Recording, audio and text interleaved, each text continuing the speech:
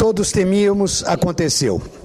O IPCA acumulado em 12 meses superou o teto da meta da inflação e chegou a 6,59. Conforme relatório do IBGE divulgado hoje, será que a presidente vai acordar agora? Ao menos já ouviu outros conselheiros sobre a condução da política econômica, Delfim Neto, Luiz Gonzaga Beluso e Nakano.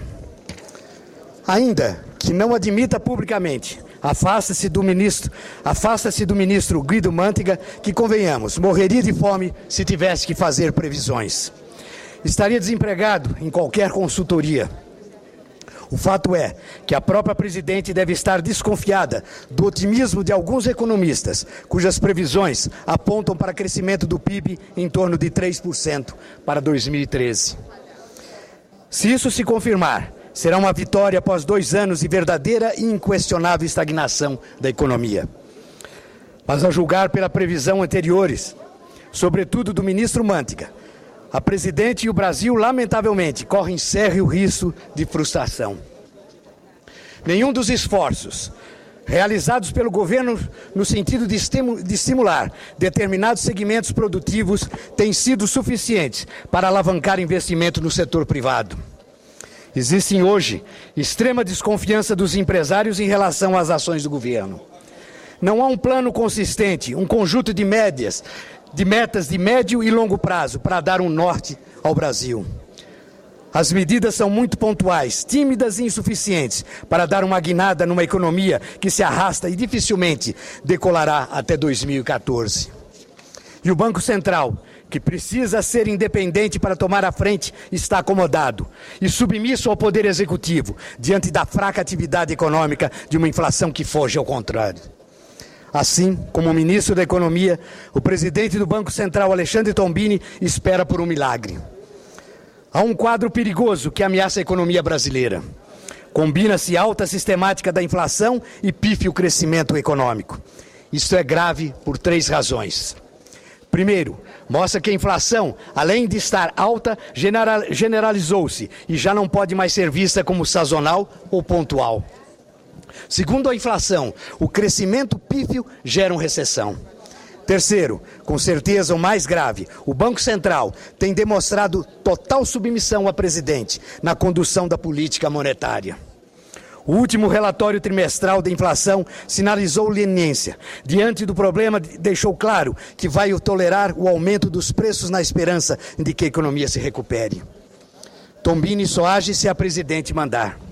Mas se o governo já trabalha com uma inflação fora do teto da meta, que é de 6,5%, se o IPCA acumulado em 12 meses deverá bater em 6,7% já no segundo semestre de 2013, por que o Banco Central quer aguardar até maio para tomar alguma medida efetiva? É que os únicos remédios do governo para conter a inflação são o aumento de juros e as desonerações. Senhor presidente, o remédio que o Banco Central prepara não nos parece o melhor. Vão aumentar a taxa Selic dos atuais 7,25% ao ano para 7,5%. E deverão elevá-la a 8% até o final de 2013. Essa atitude vai acabar sinalizando para o mercado que, definitivamente, é preciso ter cautela com o quadro da economia. Até quando o Banco Central pretende elevar as taxas de juros para conter a inflação? 8% seriam suficientes? E se o mercado não reagir? É uma aposta perigosa, de alto risco, que torna o milagre dos 3% de crescimento em 2013 uma meta distante.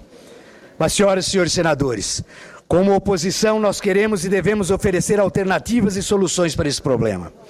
Não queremos e não devemos nos restringir apenas às críticas. Não se pode confundir a necessidade de restrição ao crédito como medida para evitar a inadimplência com o aumento da taxa Selic.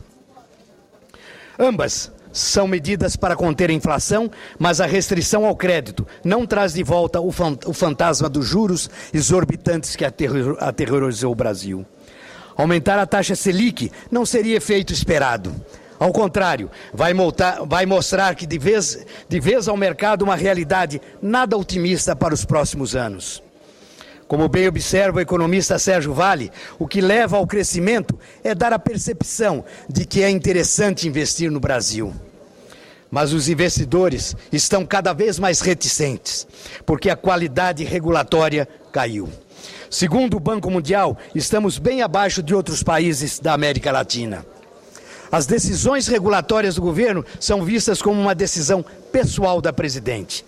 Senhoras e senhores senadores, é outra a política necessária para salvar a estabilidade econômica, conquistada a duras penas nas últimas décadas, desde que Fernando Henrique Cardoso lançou o Plano Real. A desculpa da crise externa já não serve mais como argumento. O truque do superávit primário não convence mais.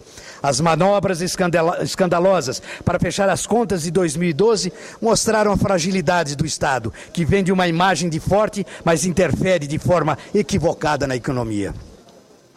É preciso que o governo faça a sua parte, corte na própria carne e melhore a qualidade dos gastos públicos.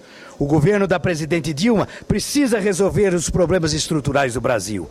A dívida dos estados e dos municípios é um bom exemplo.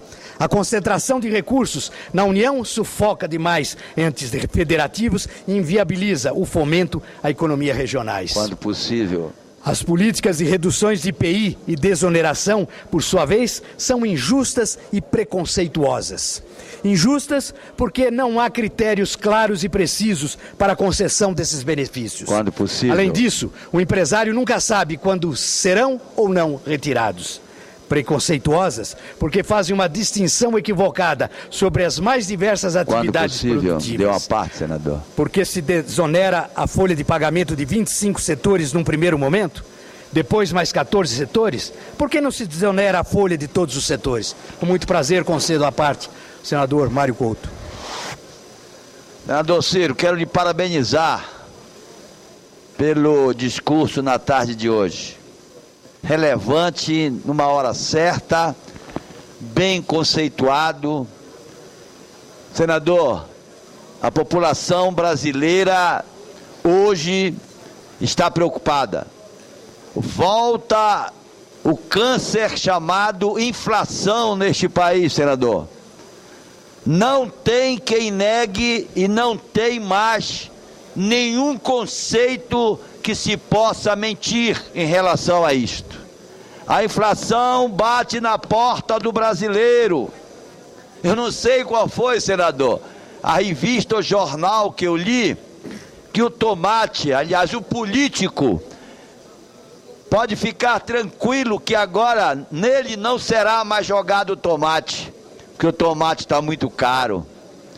O açaí na minha terra, a farinha de mandioca com aumento de 150%. É preciso que todos os senadores atentem ao seu discurso na tarde de hoje.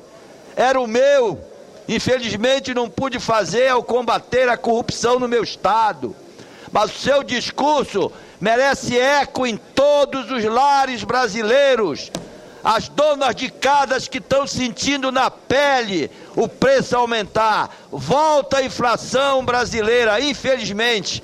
Parabéns pela vossa preocupação. Muito obrigado, senador Mário Couto. Concedo a palavra ao senador Cristóvão Buarque para o à parte.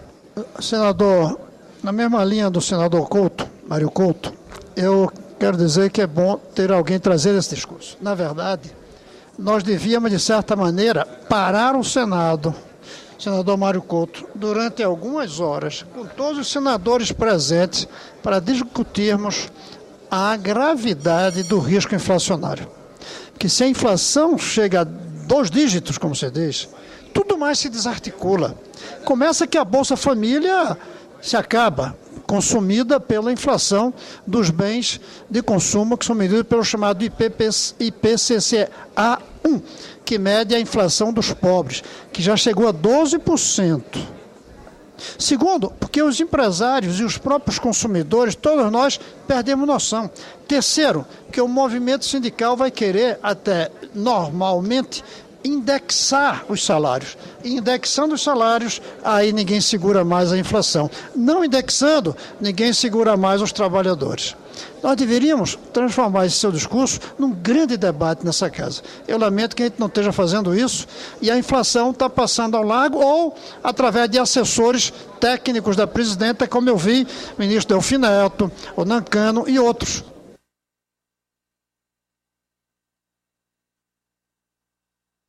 A inflação não pode ser um discurso apenas técnico.